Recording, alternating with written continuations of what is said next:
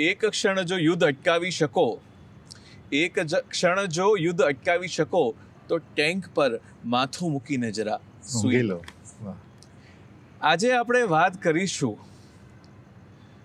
શબ્દોના યુદ્ધમાં મૌનની ટેન્ક લઈને ફરતા કવિની.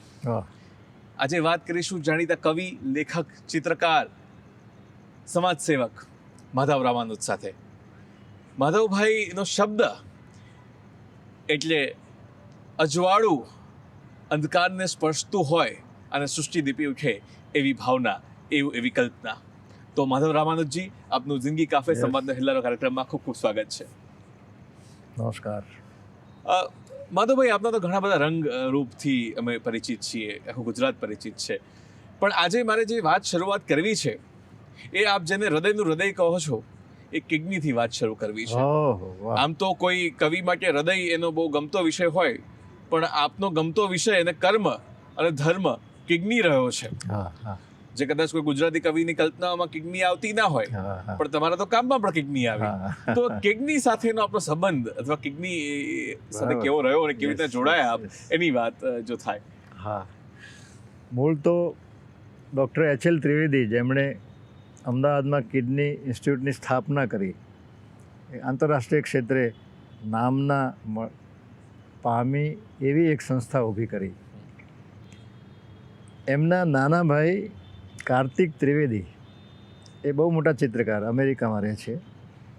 વર્ષો પહેલાં એમના ચિત્રોનું પ્રદર્શન હતું.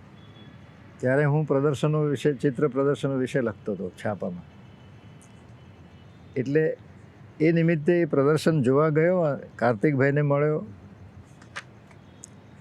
ડૉક્ટર એચ.એલ. ત્રિવેદીને મળ્યો. બસ એ દિવસથી અમારી મિત્રતા શરૂ થઈ.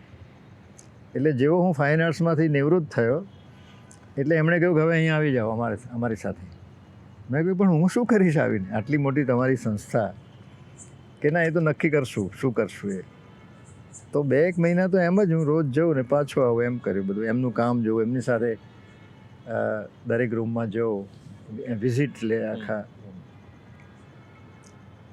પછી એમણે પોતે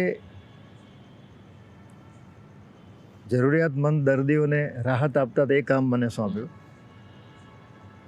એ બરાબર કર્યું. એમના સંશોધનની વાતો મારી આગળ વિગતે કરે એ હું બરાબર સમજી લઉં, એવી એક અમારી વચ્ચે નાતો બંધાઈ ગયો. એમાં એકવાર એક દર્દીઓના ગ્રુપે આવીને મને કહ્યું કે અમારે કંઈક સાંસ્કૃતિક કાર્યક્રમ કરવો છે, તો તમે કંઈક બતાવો ને શું કરીએ.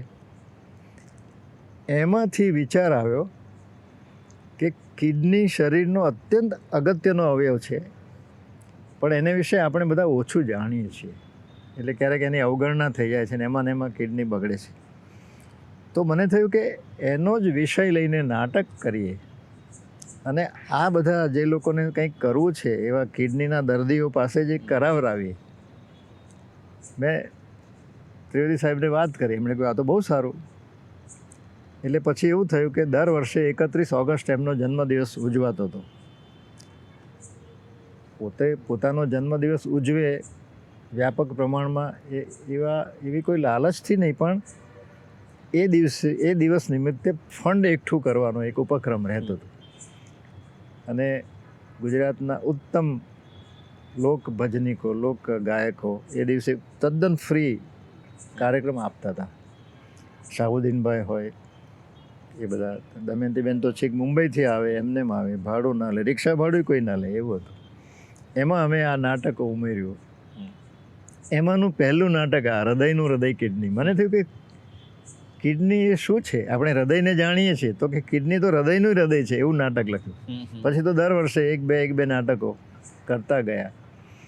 અને એ રીતે કિડની જેની ટ્રાન્સપ્લાન્ટ થઈ છે એવા દર્દીઓ, જે હજુ ડાયાલિસિસ કરી રહ્યા છે એવા દર્દીઓ, અને જેમણે કિડની આપી છે એવા સ્વજનો, એવા ભેગા થઈને 15 જણાનું એક એવું સરસ ગ્રુપ થયું. અને હું તો ત્યાં 18 વર્ષ રહ્યો. એ દરમિયાન 10-15 નાટકો થયા. અને એ નિમિત્તે પછી તો મોરારી બાપુએ કથા પણ આપી. અમે ઘણું કરોડો રૂપિયાનું ભંડોળ પણ એકઠું કરી શક્યા, જે અત્યારે થાપણ તરીકે છે ત્યાં. બહુ મોટી પણ રકમ. આપ ત્યાં હતા એ માફી જે આપવાની હોય દર્દીઓને, હા, જે હા, ફીમાં હા, માફી આપ હા, એ કમિટીમાં અથવા તો એનો નિર્ણય આપ કરતા હતા? એટલે વન મેન કમિટી, મારે જ નિર્ણય હા, હા. કરવાનો. દર્દી ફાઇલ લઈને આવે, કેટલાક તો રોતા રોતા આવે કે શું કરીશું, અમારે ખેતર વેચવું પડશે, અમારે આમ કરવું પડશે, આમ કરવું પડશે, વ્યાજે પૈસા લેવા પડશે. એટલે અમે કહ્યું કંઈ નહીં કરવું પડે. તો લગભગ 2.5-3 લાખનો ખર્ચ થાય, ક્યારેક 4 લાખનો પણ ખર્ચ થાય, એ બધું માફ કરી દેતા હતા. એટલે આજે ધારો કે એને રિપોર્ટ કરવાના છે, દવા લેવાની છે, દવાની દુકાન પણ ત્યાં છે, તો આજનું બધું માફ. વળી પાછા મહિના પછી આવે ત્યારે પાછું બધું માફ. ઓપરેશન વખતે તો મોટો ખર્ચ 2.5 લાખ તો કિડની ટ્રાન્સપ્લાન્ટના જ થાય, એ વખતે પણ બધું માફ. કોઈને 50%, કોઈને 75%, કોઈને પૂરેપૂરું. રોજનું 3-4 લાખની માફી આપવાની થતી હતી. પણ આમાં તમને એવું ના મળ્યું કોઈ છેતરી જાય આપને? હા, મળે. ક્યારેક મારી પાસે સ્ટાફના માણસો આવીને કહેતા હતા કે પેલો હમણાં જે માફી લઈને ગયો ને એ કારમાં આવ્યો છે. એટલે મહિને 2 મહિને એકાદું એવું કોઈ આવી જતું હતું. એટલે હું પછી કહું ડૉક્ટરને કે શું કરશું, આવું થાય છે, કે કંઈ વાંધો નહીં, જવા દો.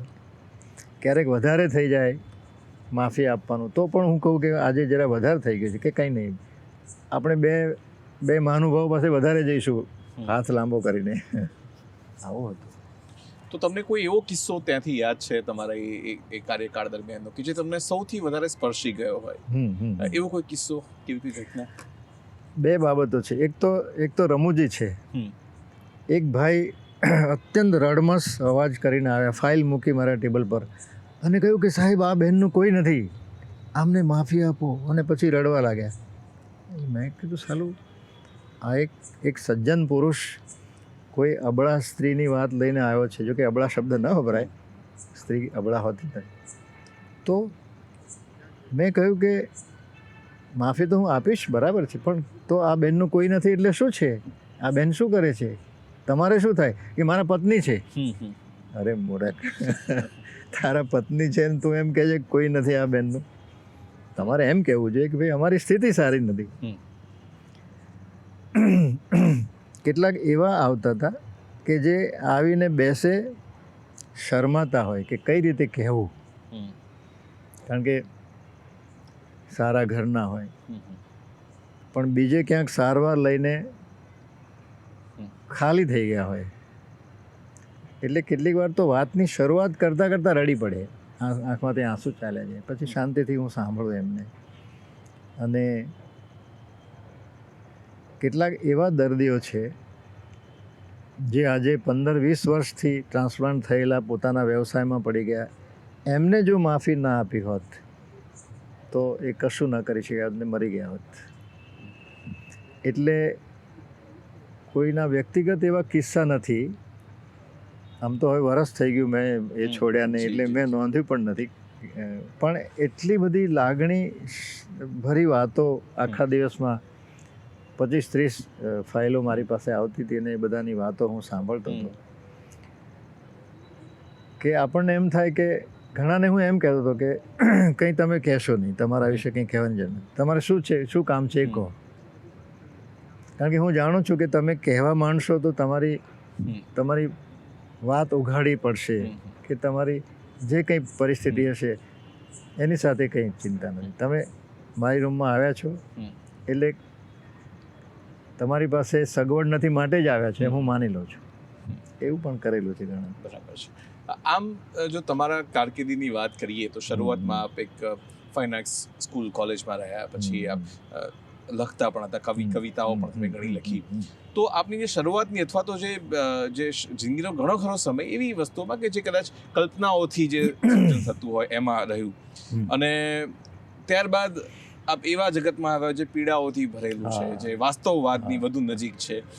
તો એ માધવ રામાનું જે કવિતાઓ કરતા હતા અને એ માધવ રામાનું જે કિડનીના દર્દીઓને સાચી કથાઓ સાંભળતા હતા, તો એ કલ્પના અને પીડા આ બંને વચ્ચે આપનું અંતર યસ યસ શું શોધી શકે? સૌથી પહેલાં તો હોસ્પિટલ સાથેનો મારો અનુભવ તો સારવાર માટેનો જ હતો. મેનેજાઇટિસ થયેલો ત્યારે 25 દિવસ સિવિલમાં દાખલ થવું પડેલું. પગનો એક્સિડન્ટ થયો, ટ્રેન એક્સિડન્ટ, ત્યારે વીએસમાં સારવાર લીધી. પણ સારવાર લેવાને નિમિત્તે નહીં, પણ સેવા આપવાને નિમિત્તે હોસ્પિટલમાં રહેવાનું થયું. તો શરૂઆતમાં મને યાદ છે કે મને એક મોટો રૂમ આપેલો, એમાં ધીરે ધીરે બધું ફર્નિચર થતું હતું. સિવિલ હોસ્પિટલનું તો કેમ્પસ બહુ મોટું છે. એમાં ક્યારેક કોઈ દર્દીને લઈને આવે તો સાયરન વાગે ને, એ સાયરન સાંભળીને અરેરાટી થઈ જતી હતી. શરૂઆતના દિવસો આવા હતા. ધીરે ધીરે ધીરે ધીરે એનાથી ટેવાઈ જવાયું. પણ ઘણીવાર એવું થતું હતું કે કોઈ દર્દી પોતાની વિતક કથા કહે, આપણે ના પાડીએ છતાં કહે ને આપણે સાંભળીએ, એની સ્થિતિ જોઈને આંસુ આવી જાય, એવું તો થતું ચોક્કસ. એટલે ત્યારે તો અત્યારે સરકારની બહુ ઘણી બધી સહાય છે, એ વખતે નહોતી. શરૂઆતમાં બીપીએલ અને SC STની જ હતી, વધારે નહોતી સહાય. હવે તો ઘણી બધી સરકારી સહાય થઈ છે. ત્યારે બે વસ્તુ હતી, એક તો રાહત આપવાની અને એ હોસ્પિટલમાં એ ખાડો ન પડે એનું ધ્યાન રાખવાનું. એટલે પાછું પૈસા ઉઘરાવવાનું પણ મોરારી બાપુએ એ હિસાબે જ કથા આપેલી. હું જે સંસ્થાઓ સાથે સંકળાયેલો હતો એમાં 2 સંસ્થાને બાપુએ કથા આપી, અને એવી રીતે આપી, બીજી વિચરતા સમુદાયને આપી. એમાં એ શરતે કે તમે કહો ત્યારે અને તમે કહો ત્યાં, કોઈ બુકિંગ નહીં, કોઈ કે 2-4 વર્ષ લાગતા હોય એવું નહીં. તમારે જ્યારે સગવડ હોય ત્યારે હું તૈયાર છું, એવું બાપુએ કહેલું. અને એ પાળ્યું, બંને સંસ્થાઓમાં પાળ્યું. બરાબર છે.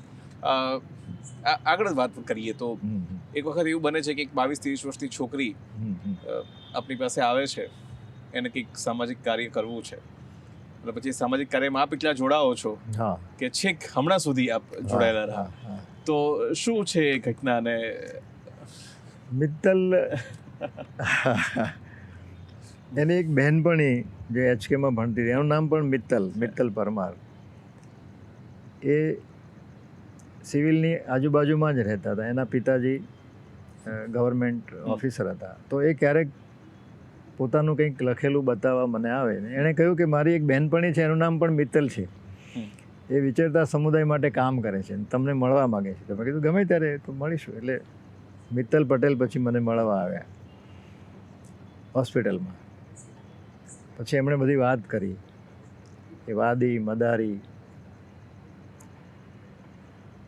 એવી જાતિ કે પહેલાં સમાજને ઉપયોગી એવું કામ એ લોકોને મળતું હતું. એક સમય એવો હતો કે, અને હવે એવો સમય છે કે એમને પોતાની પરંપરાનું કામ મળતું નથી. એટલે એને માટે ડફેર, જેમ કે ડફેરને હવે કોઈ રખોપા તરીકે રાખતા નથી, એની છાપ ચોર તરીકેની પડી ગઈ છે. એને માટે હું કામ કરું છું. એમાં એક ગામ એવું છે પાલનપુર તરફ કે આખું ગામ દેહ વ્યાપારમાં છે. તો એણે કહ્યું કે ક્યારેક આમાં થોડોક રસ લેજો અને મદદરૂપ થવાય તો થજો. એણે પછીના એક મુલાકાતમાં એણે એમ કહ્યું કે મોરારી બાપુને જો પરિચય થાય તો સારું. હું બાપુ પાસે લઈ ગયો એમને, અને બાપુને મેં કહ્યું કે મિત્તલનું જે કાર્યક્ષેત્ર છે એના કોઈ પણ એક દિશામાં એકાદ દિવસ ફાળવજો. એ પછી દિલ્હી કથા થઈ બાપુની, માનસ મહાત્મા કથા જે કરતા હતા એમાં મિત્તલને ત્યાં બોલાવીને એમણે 3જે દિવસે એનું સન્માન કર્યું. પછી બધા બેઠા અને વળી પછી કથા આગળ ચાલી. એમાં ઓચિંતા એમણે કહ્યું કે દીકરી, તમે 1 દિવસ માગ્યો છે ને, જાઓ હું 9 દિવસ આપું છું. પછી એ જ દિવસે સાંજે બાપુએ મને ફોન કર્યો કે મેં કથા જાહેર કરી દીધી છે, હવે તમે કહો ત્યારે ને તમે કહો ત્યાં. તો આ રીતે તો અમે પેલા ગામમાં એકવાર હું એમની સાથે ગયો. ત્યાંથી પાછા ફરતા એમણે કહ્યું કે આપણે હવે સંસ્થા કરીએ છીએ અને એનું નામ રાખીશું વિચરતા સમુદાય સમર્થન મંચ. અને એના પહેલાં પ્રમુખ તમે. મેં કીધું હું તો કંઈ કરી શકીશ નહીં, સમય પણ કદાચ નહીં, કે ના પણ તમે જોઈએ. એટલે 10-15 વર્ષ હું એમાં પ્રમુખ રહ્યો. ઘણું બધું કામ થયું. કામ તો એ લોકો વધારે કરતા હતા. પછી હમણાં 3-4 મહિના પહેલાં મેં કહ્યું કે હવે હું મુક્ત થઉં છું. એટલે ટ્રસ્ટમાં તો છું હજુ, પણ પ્રમુખ તરીકે નીકળી ગયો.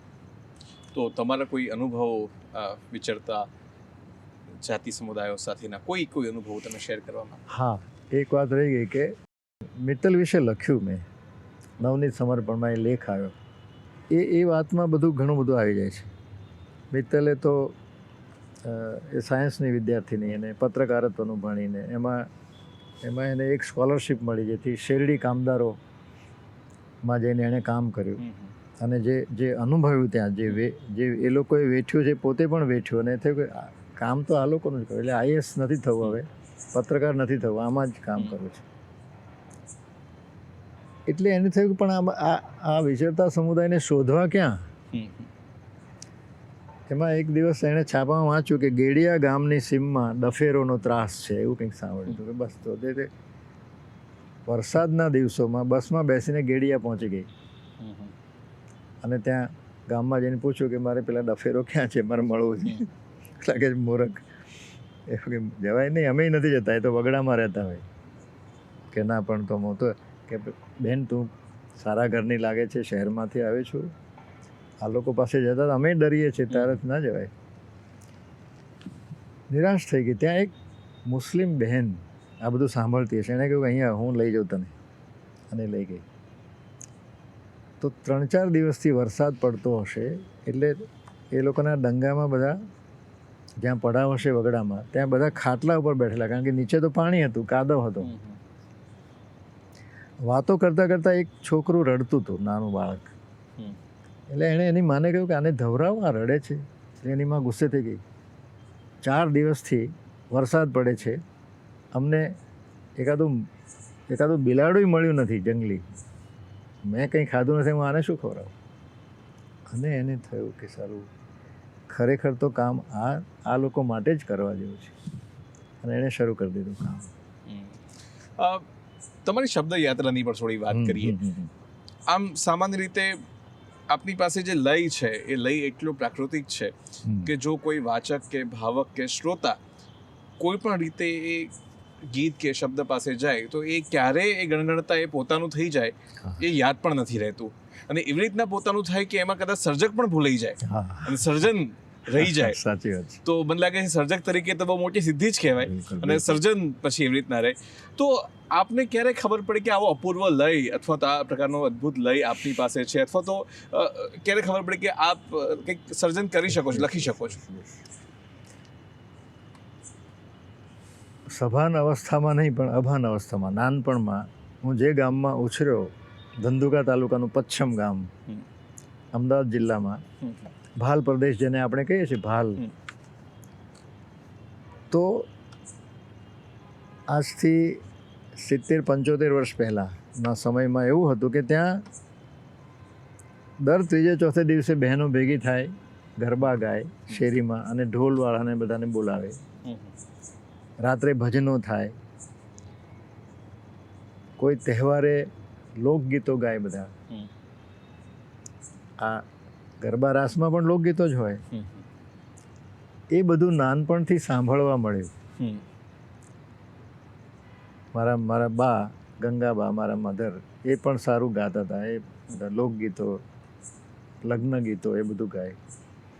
પિતાજી વૈદ હતા, અને આ એમના મામાનું ગામ, એટલે મામાનું મંદિર પણ સંભાળતા હતા, રામજી મંદિર. એટલે એ પણ ભજન ગાય. સરસ ચોપડો બનાવેલો, આરાધી ભજન ભંડાર, એટલે પ્રાચીન ભજનો. તો રાત્રે જે ભજનો થાય એ સાંભળવા મળે, ગરબામાં સાંભળવા મળે ગરબા. જાણે અજાણે લય આવતો ગયો અંતરમાં, મનમાં. એનું એક ઉદાહરણ આપું તો, ગુરુ ગણિકા એટલે ભગવદ અજ્જુ કે નામના સંસ્કૃત પ્રહસનનું મેં ગુરુ ગણિકા નામનો ભવાઈ વેશ કર્યો. એમાં યમદૂત ગણિકાના આત્માને લઈને જાય છે. મૃણાની સારાભાઈએ મૃણાની બેને કહ્યું કે અહીંયા એક ગીત જોઈએ, અને મેં લખ્યું, એમ કરી યમદૂત હાલી રે નીકળ્યા, ધરતીના સગપણ છૂટ્યા રે રામ, ઊંડા અંકાશે હાલ્યો રે હંસલો, ધરતીના અન્ન જળ ખૂટ્યા રે રામ. હવે જુઓ, આ જ્યારે વિચાર કરતો હતો કે અહીં શું લખવું, ત્યારે બાળપણનો એક પ્રસંગ મારી નજર સમક્ષ આવ્યો. તદ્દન નાની ઉંમર, એવી નાની ઉંમર કે બીજી શેરીમાં રમવા પણ ન જવા દે. તો એક મિત્ર સાથે બીજી શેરીમાં પહોંચી ગયા. બપોરનો સમય, ઊંચા ઓટલાની ઓસરીમાં બેસીને બે બહેનો ભરત ભરતી હતી. એટલે નાનપણમાં તો ઓટલા વધારે ઊંચા લાગે, ઊંચા હતા પણ ખરા. એ બંને જે ગાતી હતી, એમ કરી જમદૂત ના જમણા તે આવશે ને જીવને તે લઈ જશે, સ્વર્ગના રસ્તા છેટા રે રામ, નથી કર્યા મેં પુણ્ય કે દાન, આ જીવડો છે જાશે રે રામ. એ લય, એ વાત અહીંયા આવી. બરાબર. અલબત્ત કવિતા પછી આવી. એમ કરી યમદૂત હાલી રે નીકળ્યા, ધરતીના અંજળ ખૂટ્યા રે રામ, ઊંડા અંકાશે હાલ્યો રે હંસલો, ધરતીના સગ પણ છૂટ્યા રે રામ. એ ત્યાંથી ત્યાં આવ્યું. બરાબર છે. તો આપની શબ્દ સૃષ્ટિ છે, પણ આપે જે કાર્ય કર્યું, વ્યવસાયિક કાર્ય, એ ચિત્રકામ, ચિત્રકલા. હા હા હા. તો આ ચિત્રકલા કેવી રીતના આપની, અને એ ફાઇન આર્ટ્સમાં કેવી રીતના પહોંચે? હા, એ પણ એક વિચિત્ર અકસ્માત છે. આમ તો નાનપણથી ચિત્રમાં રસ હતો. પિતાજી પણ બહુ સારું ચિત્ર કરતા હતા. ભગવાનના મુગાટને બધું એ પોતે જાતે જ કરતા હતા. એ પણ કલા હતી એમનામાં. વાજિંત્રો વગાડતા હતા. મારો અભ્યાસ 7મા ધોરણ સુધી ગામમાં જ થયો. 8મા ધોરણમાં મારા મોટા બેન મને અહીંયા લઈ આવ્યા ભણવા માટે. 8મું ધોરણ પરાણે પૂરું કર્યું, અને કોણ જાણે પછી અહીંયા ન ફાવ્યું મને. એટલે 9મા ધોરણમાં 3 વર્ષ ગયા મારા. સાદરા મારા ગામમાં સ્કૂલ થઈ, ત્યાં અઠવાડિયું કોઠ મારું મોસાળ થાય ત્યાં, અને છેલ્લે ગ્રામ ભારતી સંસ્થા મોતીભાઈ ચૌધરીએ જે શરૂ કરી, ઉત્તર બુનિયાદી, એમાં 9મું 3જા વર્ષે મેં પૂરું કર્યું. તો ગ્રામ ભારતીમાં ભણેલા એસએસસી થયેલા વિદ્યાર્થીઓ મોટે ભાગે લોકભારતી સણોસરામાં ભણવા જાય અથવા વિદ્યાપીઠમાં આવે. વિદ્યાપીઠનું ફોર્મ મેં ભર્યું આખું. એમાં છેલ્લે લખેલું કે 200 શબ્દોમાં તમારો પરિચય આપો, અને મેં ફોર્મ મૂકી દીધું કે હજુ તો પરિચયમાં શું આપવાનું. મારા ગામમાં વેકેશનમાં હું એક શેરીમાંથી પસાર થતો હતો, અને ધૂળમાં એક સરસ છપાયેલી વસ્તુ પડેલી જોઈ મેં, કાગળ. એ મેં લીધો તો આખું માહિતીપત્રક હતું ફાઇન આર્ટ્સ કોલેજનું, CNનું. અચ્છા. એમાં થયું કે આ તો બહુ સરસ છે. ઘેર જઈને વાંચ્યું. બીજા દિવસે આવી ગયો અમદાવાદ, અને ફોર્મ ભર્યું ને જોડી ગયો. ધૂળમાં તમારા મૂળ મળે. ધૂળમાંથી મૂળ. બિલકુલ આકસ્મિક. બરાબર. એકદમ તમે અકસ્માતે ચિત્રકાર થયા, અને પ્રાકૃતિક સ્વરૂપે તમને ક્યાંકથી લઈ તમને મળ્યો. આમ તો મને યાદ આવે છે રાવી પાઠકનું કાવ્યની શક્તિ નામનું પુસ્તક, કે જેમાં કહ્યું છે કે ભાવકે કેમ, શા માટે ચિત્રમાંથી ધ્વનિ કેમનો શોધવો, અને ધ્વનિમાંથી ચિત્ર કેમનું ઉપસાવવું. બહુ સરસ મજાની વાત કરે છે. તો તમને શું લાગે છે કે જે તમારી કવિતાઓમાં, ગીતોમાં જે પ્રતીકો આવે છે, જે સિમ્બલ્સ આવે છે, એ સિમ્બલ્સ એ તમારી ચિત્રકલાને આભારી છે? એવું હશે કદાચ, પણ ચોક્કસ આપણે આંગળી ચીંધીને કહી શકતા નથી કે આને લીધે જ આમ હશે કે આને લીધે જ આમ હશે. મને એમ લાગે છે કે સૌથી મોટું જે વરદાન મળ્યું એ લોક સાહિત્યનું, લોકગીતોનું મળ્યું. હું પોતે એમ માનું છું, અને ઘણીવાર કહું છું પણ ખરો, કે મારી કવિતા લોકગીતથી એક ડગલું આગળ નથી જઈ શકી. એટલું બધું મહત્વ લોકગીતમાં છે. તમે જુઓ કે વહેલ્યું છૂટી રે વીરા વાડીના વડ હેઠ નામનું જે ગીત છે, ભાઈ બહેનને મળવા જાય છે ને હજુ ગામમાં ગયો નથી, બહાર જ છે, કારણ કે એને ખબર નથી બેનનું ઘર ક્યાં ગામમાં. 15 વર્ષ સુધી આવ્યો નથી. 5-7 સૈયરું રે વીરા પાણીડાની હાર, એમાં વચલે પાણીયારે વીરને ઓળખ્યો. હવે લોકગીતમાં કવિતા અહીં આવે છે. કઈ રીતે ઓળખ્યો? ઓળખ્યો રે માની આંખોને અણસારે, બાપના બોલાશે વીરને ઓળખ્યો. હવે આ તાકાત બહુ અઘરી વાત છે. મેઘાણીએ પણ એક ઉલ્લેખ કર્યો છે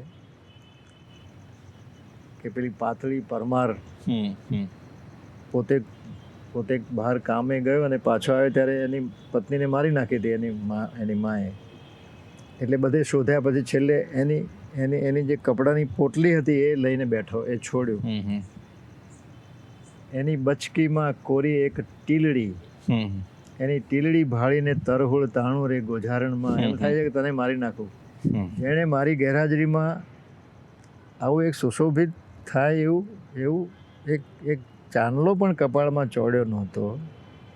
એની બચકીમાં કોરી એક બાંધણી, એની બાંધણી ભાળીને બાવો હું તો થાઉં રે ગોઝારણમાં. એટલે કોરી શબ્દ 2 વાર મૂકીને જે કમાલ કરી છે કવિતાએ, લોકગીતના લેખકે. પાછું પોતાનું નામ તો ક્યાંય છે નહીં. અને એવી જ લોકગીત કંઠની પરંપરામાંથી આપણે સૌ આવીએ. માધવભાઈ, મને વ્યક્તિગત ભાવક તરીકે આપણી જે સૌથી શ્રેષ્ઠ મને લાગે જેમાં ચિત્રકાર માધવ રામાનુજ અને કવિ માધવ રામાનુજ જ્યાં ભેગા થતા હોય એવી 2 લીટીઓ છે જે આ શોની શરૂઆતમાં પણ આપણે બોલ્યા કે એક ક્ષણ જો યુદ્ધ અટકાવી શકો તો ટેન્ક પર માથું મૂકીને ઊંઘી લઉં. કદાચ 70ના દાયકાની શરૂઆતમાં આપણે લખી અને કદાચ હજારો લોકોના મનમાં એ લીટી આજે એના સ્મરણમાં આવી ગઈ છે. એ કદાચ લોકગીત હોય તો લોક લીટી કે લોક પંક્તિ જો કોઈ હોય એવી રીતના સજી ગઈ છે. તો અહીંયા મને ચિત્ર અને શબ્દ બંનેનો સંગમ થાય છે. તો આની પાછળ આ ક્યાંથી આવી અને તમને એની કેવી રીતના આપણી પાસે આવીને આટલી લાંબી રહી ગઈ એનું પણ શું કારણ છે? સૌથી પહેલું તો એ કે હું તો ફાઇન આર્ટ્સમાં ભણ્યો, ત્યાં જ ભણાવ્યું પણ ખરું. હું તો આર્ટ હિસ્ટ્રી પણ ભણાવતો હતો.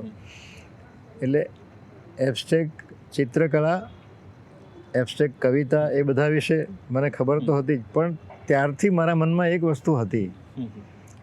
મેં અભ્યાસ પૂરો કર્યો પછી કવિતા લખવાનું શરૂ કર્યું ફાઇન આર્ટ્સમાં, કે ન સમજાય એવું કંઈ નહીં કરવું, ચિત્રમાં પણ અને સાહિત્યમાં પણ. એટલે કોઈ પણ રચના મારી અઘરી નથી અને કંઈ ને કંઈ અંદર આવે છે. અને મોટે ભાગે તો ચિત્રો જ ઊભા થાય છે. વન વચોવચ ખેતર ઊભા, ગામ વચોવચ મેળી. થયું ને? ચિત્ર વન વચોવચ ખેતર ઊભા, ગામ વચોવચ મેળી. એમ થાતું કે સહેજ ઝૂકીને ખીણ આખી લઉં તેડી. તો ચિત્ર તરફનો લગાવ કવિતામાં આ રીતે કામ આવ્યો કે ચિત્રો ઊભા થયા. અને ટેન્ક વાળી જે છે એ તમને કયા સંજોગોમાં સૂજી? મને એમ લાગે છે કે હજુ હું જ્યારે ભણતો હતો 9મા કે 10મા ધોરણમાં હતો ત્યારે એક રચના કરેલી મેં. જેઠાલાલ ત્રિવેદી નામના એક નિવૃત્ત મામલતદાર અને સાહિત્યકાર, એ જમાનાના તો સારા કવિ લેખક, એમની નવલકથાઓ પણ છે. એ અમને પોતાનું ગામ રાંધેજા, ત્યાંથી ગ્રામ ભારતીમાં ગુજરાતી ભણાવવા આવતા હતા. એમણે એક મેગેઝિન કાઢેલું એ અરસામાં. અને મને સાહિત્યમાં રસ એટલે મને કંઈક લખો. તો એ વખતે, એટલે આજથી લગભગ 60 વર્ષ પહેલાંની વાત છે, એક ગીત મેં કરેલું, ઉઠ હો ભારત બાળ. એટલે હવે કે આ ઊંઘી રહેવાનો સમય નથી, હવે તારે ઉઠી જવું. કેમ કે ભાવિના ભણકારે વાગે ઘોર ગોરંભ્યા ગાન, વિશ્વ વિનાશને પાથરને આજ પોઢ્યું છે નાદાન. ભાઈ હવે નથી દૂર જણાતો ભાવિનો ભય કાળ, ઉઠ હો ભારત બાળ. અને ઉઠીને તારે શું કરવાનું છે? પ્રાણે પ્રાણે ચેતન કેરા જાગે શ્વાસો શ્વાસ, એકબીજાના ઉરમાં ઉગે અણખૂટ્યો વિશ્વાસ. વેર અંધાર શમે ને પ્રગટે હૈયે પ્રેમ જુવાળ, ઉઠો ભારત બાળ. ભાઈ રે આતે શયનનો નહીં કાળ. એટલે વિશ્વની પરિસ્થિતિ યુદ્ધવાળી, એના તરફનો અણગમો કે આવું સુંદર વિશ્વ છે ને આ શસ્ત્રો શા માટે થાય છે, અને થાય છે તો શસ્ત્રો ઘડનારા ઘડે છે, એ લઈને લડનારા લડે છે, સૈનિકની શી દશા થતી હશે, એવા કોઈ વિચારમાંથી કદાચ આવ્યું હશે કે સૈનિકને પોતાને થાય છે કે ભાઈ થોડી વાર તો અટકાવો, અમે આરામ લઈ લઈએ, એક ક્ષણ તો યુદ્ધ અટકાવી શકો, બરાબર અટકાવી શકો તો એ તો સમજે છે કે નથી અટકવાનું, એટલે લખ્યું કે એક ક્ષણ જો યુદ્ધ અટકાવી શકો. કેમ કે જ્યારે એક પંક્તિ આવે ત્યારે દરેકને પોતાનું યુદ્ધ હા. અંદર એના ભણકાર એ તો છે જ, યુદ્ધ એ તો પોતાનું છે જ, રચાતું હા, હોય હા, દેખાતું એ હોય. તો આપે રૂબિન ડેવિડના જીવન પરથી એક નવલકથા નવલકથા લખી છે. લખી છે. બસ. તો આ પાછો અલગ વિષય આવ્યો. હા. મારું મોટાભાગનું લખાયું છે આવી રીતે કોઈની રીતે બાયોગ્રાફિકલ. હું જ્યારે અહીં ભણવા આવ્યો, બહેન ભણવા લઈને આવે ત્યારે સૌથી પહેલું શેરીના બીજા બાળકો સાથે અમને પ્રાણીબાગ જોવા લઈ ગયેલા. એટલે ગામડામાંથી આવેલો એક છોકરો એ વાઘ, સિંહ, મગર આ બધું જુએ છે અને એના રચયિતાને જુએ છે. રૂબિન ડેવિડ ભવ્ય વ્યક્તિત્વ. એ પછી કુમારમાં એમના વિશે એક લેખ છપાયો, વિજયગુપ્ત મૌર્યએ લખેલો, એ મેં વાંચ્યો. એ વખતે કેન્સરની સારવાર કરીને આવેલા તાજા અને એ લેખ થયેલો. એટલે અહીંથી શ્વાસ લેતા હતા, કારણ કે નાકનો રસ્તો બંધ કરી દીધો. એટલે એકવાર હું એમને મળ્યો અને મેં કહ્યું કે મારે એક સરસ લેખ કરવો છે તમારા પર. તો બહુ રાજી થઈ ગયા, ચોક્કસ.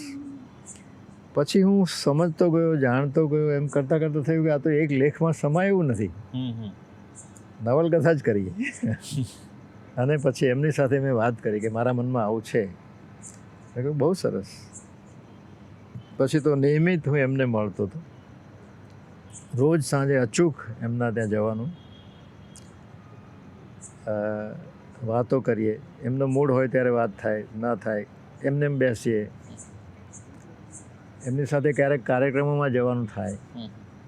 ઘણીવાર એમના પ્રવચનો પણ મેં લખી આપેલા એ સમયમાં. અને પછી આ લખાયું. જેમ જેમ લખાતું ગયું એમ હું એમને વંચાવતો ગયો. એમાં એમના અને એમના પત્ની વચ્ચેના લગ્ન પહેલાંના પત્રો, એમણે એમ કહ્યું કે મેં કાગળ લખ્યો, પછી એનો જવાબ આવ્યો, પછી આમ થયું. એમણે આટલું જ કહ્યું, પણ એ કાગળ પછી મેં લખ્યો આખો. એ જોયું કે અરે બરાબર આવું જ હતું મારા મનમાં. પછી એમનો જવાબ કે હા બસ એણે લગભગ આવું જ મને જવાબ આપેલો, એમ થયું અને કર્યું. તમે સિતાર પણ વગાડી શકો છો, વાંસળી પણ વગાડી શકો છો, તો આ પાછું કંઈક બીજું પરિમાણ છે તમારું. સંગીત સાથેનો લગાવ પણ એવો જ, એટલે બહુ શાસ્ત્રીય સંગીત બહુ ગમે, ફિલ્મી ગીતો બહુ ગમે, એમાં જે કવિતા છે એ પણ માણી શકાય. એટલે મંજુ મહેતા પાસે હું એ વખતે જ્યારે એ બધા મૃણાલીબેન સાથે હતા દર્પણમાં, ત્યારે હું શીખતો હતો. એ 1-2 વર્ષ બહુ લાંબુ ચાલ્યું નહીં. મને સમયનો અભાવ નડ્યો અને એ વખતે કદાચ ફી ભરવાની બહુ તાકાત પણ નહોતી. હજુ શરૂઆત હતી નોકરી, 150 રૂપિયા પગાર હતો. પછી એમના જ પરિવારના, એટલે કે નંદનભાઈના મોટા ભાઈના જમાઈ બીજલ, એ બહુ સારા વાંસળી વાદક છે, કૃષ્ણના હસબન્ડ.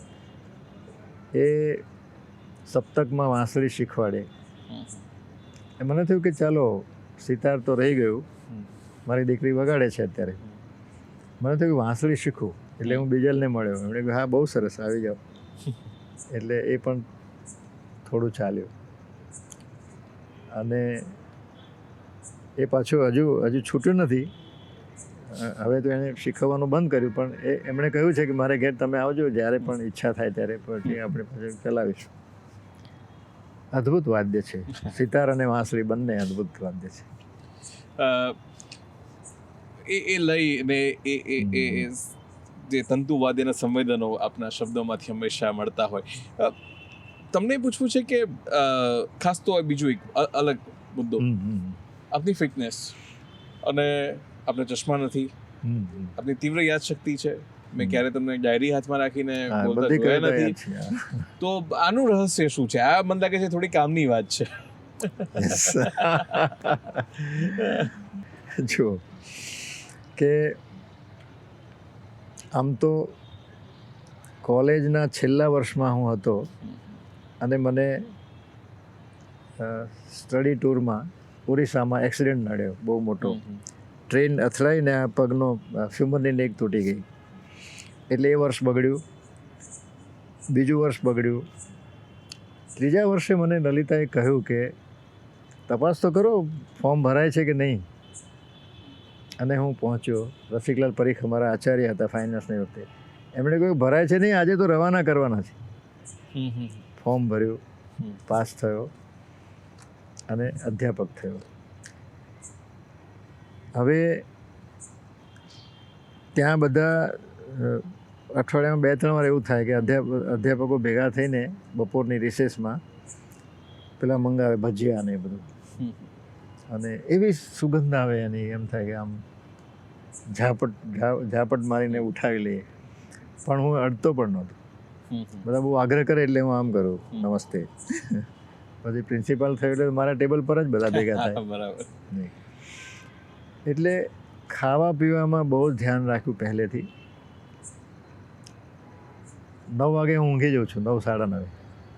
સવારે 4 વાગે ઉઠવાનું, એટલે આરામનો પણ ખ્યાલ રાખ્યો. બહાર લારી પર ઊભા રહીને ભાગ્યે જ મેં ચા પીધી છે. હા, કેળા ખાધા છે ક્યારેક લારી પર ઊભા રહીને. અને મારા ઘરમાં પણ ખાવા પીવાનું બધું સાત્વિક જ મોટે ભાગે. એટલે શરીરના સ્વાસ્થ્યની જાળવણીમાં આ ભાગ મહત્ત્વનો છે. એ સિવાયનું એટલું જ મહત્ત્વનું એ છે કે માનસિક સ્વસ્થતા. કે આપણે ગીતાના જે સ્થિત પ્રજ્ઞ છે એટલે સુધી તો પહોંચી શકાય એવું નથી, પણ કોઈ પણ પરિસ્થિતિમાં શાંત ચિત્તે એના વિશે વિચાર કરીને એકદમ નાસવા માંડીએ એવું ના કરીને શાંતિથી, એ બધું મનમાં કોણ જાણે પહેલેથી આવી ગયું છે. એટલે માનસિક સ્વસ્થતા, પ્રસન્નતા પણ એ જળવાઈ રહી છે. એટલે ઉંમર મને પોતાને દેખાતી નથી, મને પોતાને પણ ફીલ થતી નથી કે હવે 77 વર્ષ થયા, 100માં 3 ઓછા રહ્યા, અરે 80માં 3 ઓછા રહ્યા, એવું નથી થતું. અને તમારી યાદશક્તિનું શું રહસ્ય છે? હા, એમાં એવું થાય છે કે મને ગમતું કોઈ પણ ગીત કે કાવ્ય યાદ રહી જતું હતું, એવું હતું પહેલેથી. જેમ કે રમેશ પારેખની ઘણી કવિતાઓ મને યાદ છે, રાવજીની ઘણી કવિતાઓ યાદ છે, રઘુવીરની કવિતાઓ યાદ છે. મારી કવિતામાં પણ એમ થયું કે લખ્યા પછી પહેલું તો એ કે આજ સુધી ક્યારેય મારે સુધારવી પડી નથી. આવ્યું એ બરાબર જ આવ્યું. અને એ કોઈક એવી રીતે અંતરમાંથી આવ્યું કે યાદ રહી ગયું. અમુક રચનાઓને બાદ કરતાં મને બધું યાદ રહી ગયું છે. તો તમને તમારી યાદશક્તિ ક્યાંય નડતી નથી? હા, એ વાત સાચી. એ બહુ એ એક શું કહેવાય, આપણે શાપિત એક પ્રકૃતિ છે. બહુ જ નડે છે, બહુ જ હેરાન થવાય છે માનસિક રીતે પણ ઘણીવાર, પણ પછી પાછા સ્વસ્થ થઈ જાય છે. ઘણા પ્રસંગો, ઘણા મિત્રો જે છોડીને જતા રહ્યા હોય, ગુજરી ગયા હોય, સ્વજનો સગાઓમાંથી પણ અત્યંત નિકટના બધા ગયા હોય, એ બધું ક્યારેક થઈ જાય છે. જી, તમને જો એવી તક આપવામાં આવે કે ભૂતકાળમાં જઈને કોઈ એક ક્ષણ રોકીને બદલી શકાય, તેવી કઈ ક્ષણ?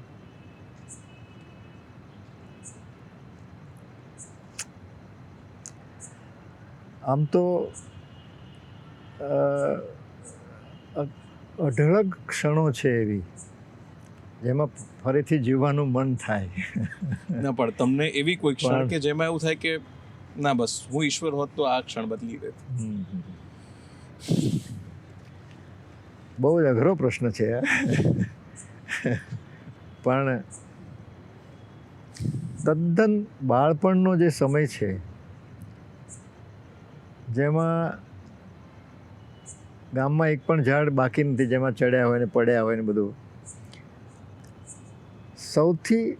સૌથી ગમતું જે હતું એટલે ગિલ્લી દંડા ને તો બધું ખરું, પણ લખોટી સાથે રમવાનું અત્યંત ગમે. અને એવું ફાવી ગયેલું કે આમ દૂર પડી હોય તો પણ આમ આંટી દઈએ. મને થાય છે કે એ સમય પાછો આવે, એ રમત પાછી મળે, એ બધા મિત્રો એવા ને એવા પાછા મળે, એ સમય ઈચ્છું છું. તમારી જે રચનાઓ છે એમાં અંતરનું એકાંત તમારો સમગ્ર કાવ્ય સંગ્રહ હોય. તમે એકાંતની વાત કરો છો, તમે અંતરની વાત કરો છો, તો તમારું જે ફિલોસોફી છે, તત્વજ્ઞાન છે, તત્વજ્ઞાન જે તમારી જે સમજ છે જીવન માટેની, તો એ શું છે? એ મૌન તરફ જાય છે કે શબ્દ તરફ જાય છે, કે તમે શબ્દથી મૌન તરફની યાત્રા તમે કરો છો? શબ્દ તો અનિવાર્ય છે જ, પણ અંતર તો સદા મૌનને ઈચ્છે છે. આપણી સમગ્ર સૃષ્ટિનો મૂળ સ્વભાવ તો મૌન જ છે. મૌન જ હતું. બિગ બેંગ પછી અવાજ આવ્યો, ધડાકાનો અવાજ થયો. પણ નાનપણમાં તો મને ઈચ્છા હતી કે સંન્યાસી જ થવું, આપણે સંસારમાં નથી રહેવું. એટલે અંતર તો સદાય બોલવું જ ન પડે એવી પરિસ્થિતિ ગમે છે હંમેશા. જે કંઈ થોડું ઘણું વાંચ્યું છે પ્રાચીન અર્વાચીન, તો ક્યારેક એમ પણ લાગે છે કે આપણે તો કશું નથી આ બધાએ જે સર્જન કરીને ગયા છે એની આગળ. અને સૌથી મહત્ત્વનું એ છે કે કવિતાને હું સાચા હૃદયની પ્રાર્થનાથી જરાય ઓછી આંકતો નથી. એ મારે મને એનું મૂલ્ય એટલું બધું છે. ઘણા એમ કહેતા છે કે બસ લખી નાખ્યું, આમ એવું નથી. હું એમ માનું છું કે ખબર જ નથી પડતી કે પહેલો ઝબકારો કઈ રીતે આવે છે. પછી આપણી સજ્જતા, કવિની સજ્જતા એને એ રચનાને પૂરી કરે છે, પણ એ પહેલી ક્ષણ વિશે કહી જ નથી શકતો. કોઈ પૂછે કે આ કઈ રીતે થયું, તો એ શક્ય જ નથી. અને કોઈ કહે તો એ પછી બનાવટ હોય છે, ગોઠવીને કહે. પછી આમ હતું ને પછી આમ હતું ને, આ ટેબલ હતું ને આ ખુરશી હતી. એ તો હંમેશા હોય જ છે, છતાં કેમ નથી લખાતું? અમર ભટ્ટના મધર શાલિનીબેન, એમણે એકવાર એવું કહેલું કે એક રાસ મને લખી આપજો, કારણ કે ગરબાનું એમનું ગ્રુપ હતું. તો 2-3 મહિના પછી એમણે કહ્યું હવે તું લખી આપો, હવે અમે રિહર્સલ શરૂ કર્યા છે. એટલે એક સવારે હું માનું છું કે કવિતા લખવા બેસી શકાય. ઘણા એમ કહે છે કે કવિતા લખવા ના બેસાય, એ તો આવી જાય, આવી ના જાય તો પછી આપણે લાવી શકીએ. તો હું લખવા બેઠો, એક રાસ તો લખવો જ છે.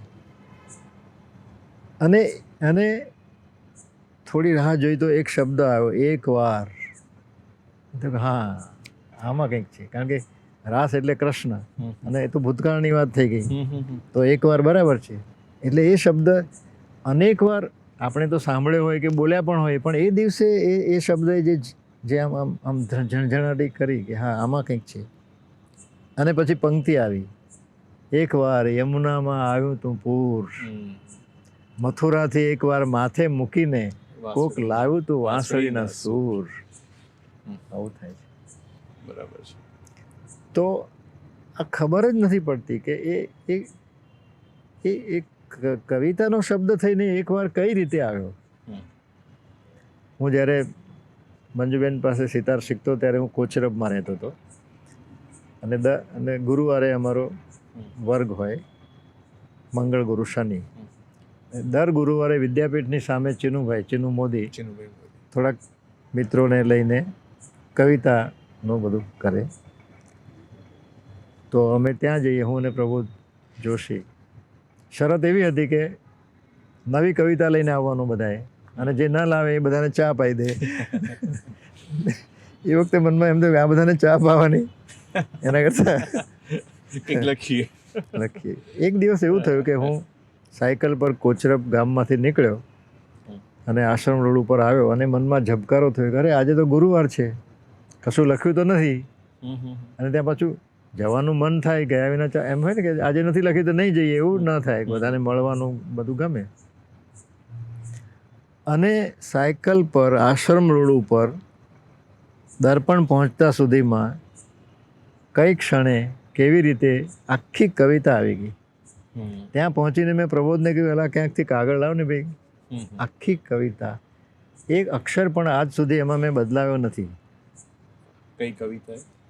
એક એવું ઘર મળે આ વિશ્વમાં જ્યાં કશા કારણ વગર પણ જઈ શકું, ને એક એવું આંગણું કે જ્યાં મને કોઈ પણ કારણ વગર શૈશવ મળે.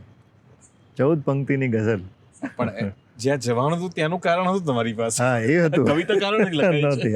એટલે પહેલા તો મને એમ થયું કે ક્યાંકથી વાંચી હોય ને યાદ રહી ગઈ હોય, એવું તો નહીં હોય. પછી ત્યાં હોટેલ પોએટ્સમાં વાંચી ત્યારે બધાને થયું કે આ તો બહુ સરસ થયું છે. ત્યારે મને પણ થયું ના, મેં કર્યું છે, કોઈનું વાંચેલું નથી. બીજું, તમે ઇન્ટરવ્યુઝ પણ ઘણા લીધા છે. હા હા. માધવ રામાનુજનો જ ઇન્ટરવ્યુ કરે તો કયો સવાલ એવો પૂછે જે કોઈ નથી પૂછતું?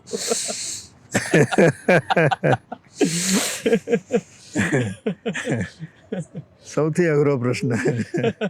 મને થાય કે અહીંયા દૂરદર્શનમાં જ કેટલા ઇન્ટરવ્યૂ લીધા છે, 100 ઉપરાંત.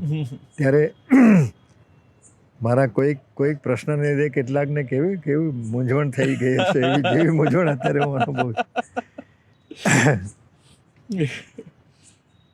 પણ તમે પૂછ્યું છે તો હવે હું અત્યારે પોતે વિચારું છું તો એમ લાગે છે કે અત્યારે મને જો કોઈ એવો પ્રશ્ન પૂછે કે હવે પછી મનમાં શું ચાલે છે, હવે પછી માટે, કે અત્યારે શું ચાલે છે મનમાં, એ પ્રશ્ન મને કોઈ પૂછે તો ગમે એવું મને લાગે છે. એટલે હું પોતે મને પૂછીને એનો જવાબ બરાબર આવે કે છેલ્લા થોડાક સમયથી હવે જીવનના અંતિમ તબક્કામાં જ્યારે આપણે આવ્યા છીએ, સ્વામી આનંદ તો એમ કહેતા હતા કે ટિકિટ કપાવીને પ્લેટફોર્મ પર બેઠા છીએ, ટ્રેનની રાહ જોઈએ છે અમારે. એટલે મને હવે એમ થાય છે બહુ વિસ્મયપૂર્વક અને કુતૂહલપૂર્વક આ મૃત્યુનો જાણે હું સાક્ષાત્કાર કરી રહ્યો છું એવું મને લાગે છે કે ઓહો, શું અદ્ભુત સૃષ્ટિમાં જવાનું થશે, જીવન પછીના જીવનમાં જવાનું થશે. અને મેં આ જે હમણાં કઈ એ ગઝલમાં તો લખ્યું છે પણ ખરું કે તોય તે ના રંજ કંઈ મનમાં રહે, અહીંથી ઊભો થાઉં ને મૃત્યુ મળે, તોય તે ના રંજ કંઈ મનમાં. આ ક્ષણ સુધી એટલી તૃપ્તિ હોય આપણા મનમાં કે આગામી ક્ષણમાં જવાનું થાય તોય વાંધો ના આવે. તો મન એ રીતે કેળવાઈ રહ્યું છે કે હા, એનું પણ સ્વાગત કરવું જોઈએ, એક ક્ષણનું પણ સ્વાગત કરવું જોઈએ. એ બધું મનમાં ચાલે છે અત્યારે. પણ એમ પણ થાય છે કે ના, હજુ એ તો આવશે, ખબર નથી ક્યારે આવશે. એ દરમિયાન જે કામ મનમાં છે પૂરું કરવાનું એ તો કરી લઈએ. આવું છે. તમે જે વાત કરી, આમ તો મારી પાસે હવે આમ જેમ માણસ નિરુત્તર થઈ જાય એમ હું નિર્પ્રશ્ન થઈ ગયો છું. અરે કેટલું સરસ કે હવે આગળ તમને શું વાત કરું કે શું પૂછું એ પ્રશ્ન થાય. પણ છતાં પણ કેમ કે કાર્યક્રમનો રિવાજ છે, એક જગ્યાએ હું બેઠો છું કે પ્રશ્ન પૂછવો જ પડે, એ મારી યક્ષ ભૂમિકા મારી છે. તો આપના જીવનની ધારો કે હું પૂછું કે કોઈ ટૂંકા શબ્દોમાં કોઈ ફળશ્રુતિ, તમને એવું લાગતું આટલું લાંબુ જીવન, આટલા ઉતાર ચઢાવ તમે જોયા, આટલા વૈવિધ્યસભર ક્ષેત્રોમાં આપે કામ કર્યું, તો આપના જીવનનો આમ સારાંશ કે એવો તો હું કોઈ ફિલોસોફિકલ શબ્દ નહીં વાપરું, પણ કંઈક એનો અર્થ, કોઈક એ આખા વનમાંથી, આખા બગીચામાંથી લીધેલો પુષ્પગુચ્છ જે કદાચ કહી શકાય એ સુવાસ જે વહેંચી શકાય હા. એવું કંઈક હોય તો આ પ્રશ્ન મને ફ્રેમ કરતા નથી ના હું આવડતો. સમજી ગયો પણ વાંધો નહીં બરાબર છે. મૂળ વાત એ છે કે એવા ક્ષેત્રમાં કામ કરવાનું સદભાગ્ય મળ્યું છે કે માણસ એક વેંત ઊંચો ચાલે. તમે વિચાર કરો કે ડૉક્ટર એચ.એલ. ત્રિવેદી જે વિશ્વ કક્ષાના ગણ્યા ગાંઠ્યા આ પ્રકારના વિજ્ઞાની કે ડૉક્ટર માના એક હતા, એની સાથે મિત્રતા હોય. હમ. મોરારી બાપુ જેવા આપણને સામેથી એમ કહે કે તમે કહો ત્યારે કથા કરશું. વિચેતા સમુદાય જેવા એક એક જુદા જ પ્રકારના કામમાં સંકળાવાનું થાય અને કરોડોનું ભંડોળ એકઠું કરવામાં નિમિત્ત બનવાનું થાય તો કેટલા મોટી ધન્યતાની વાત છે. બધું ઘણું છે પણ એ તો પછી આત્મવંચના થઈ જશે એટલે હું કહેતો નથી. પણ એક સામાન્ય પરિવારમાંથી આવેલો એક વ્યક્તિ નાના ગામમાં ઉછરીને એક સમયે મંદિરમાં આરતી ઉતારતો હતો. એ બાળક આટલું બધું કરી શકે એ કદાચ એની પોતાની તાકાતને બદલે કોઈ અદૃશ્ય સૃષ્ટિના, આપણે પર્ટિક્યુલર કોઈ ભગવાનની વાત નથી કરતા, આપણે જેનું વર્ણન નથી કરી શકતા એવી કોઈ ઉર્જા આપણને સતત મળ્યા કરે છે ને જેને લીધે આપણે આ બધા કામ માટે નિમિત્ત બનીએ છીએ. અને એ બધું કરતાં સૌથી મોટી વાત એ છે કે અહંકાર નથી આવી જતો. સામાન્ય માણસ સાથે વધારે સંપર્ક રહે છે. મુખ્યમંત્રી સાથે બેઠા હોઈએ એ પછી પણ કોઈ સામાન્ય કાર્યકર સાથે પણ એટલા જ પ્રેમથી વાતો કરતા હોઈએ. એ સહજ રીતે આપણને પ્રાપ્ત થયું છે. આનો આનંદ છે. અને છેલ્લે તમારી ગમતી કોઈ રચના?